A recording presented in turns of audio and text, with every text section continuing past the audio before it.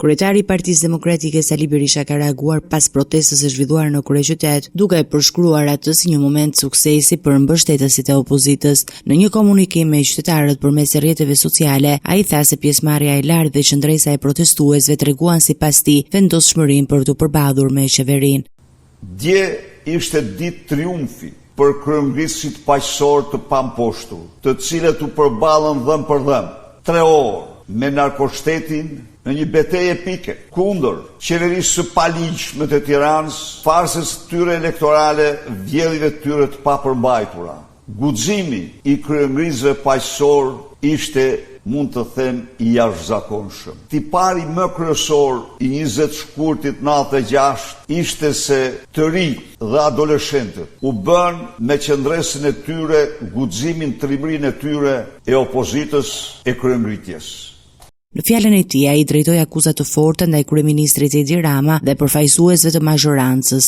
Dënoi gjuajtjen me seleksion të qytetarëve me bombula gazi, pas koke njërit prej tyre, në gjoks nën kryetarit të Partisë Demokratike dhe deputetit të Partisë Demokratike Luciano Boçi dhe të tjerëve me mjete me gaz, me pluma gome.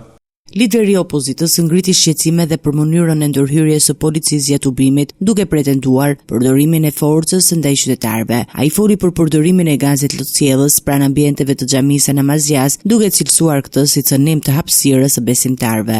Dhe vendosëm që ne nuk do zhvillojmë asnjë protest në territorin apo paralel me territorin e xhamisë, në mënyrë që të mos ketë asnjë shkak për hedhjen e gazit dhe prishjen e namazit besimtarëve musliman. Pavarësisht nga kjo, drejt xhamis u hodhen bomba tymuese dhe gazi lotësjellës sa asnjëherë tjetër. Taracat e xhamis u mbushën me bandit dhe patronazhist me uniformë, që është një përdhosje për vakëfin. Në përfundim, Berisha bëri të ditur se aksioni opozitar do të vazhdojë, por pa përcaktuar ende një datë konkrete për tubimin e radhës, duke paralajmëruar se protesta të tjera do të organizohen së shpejti.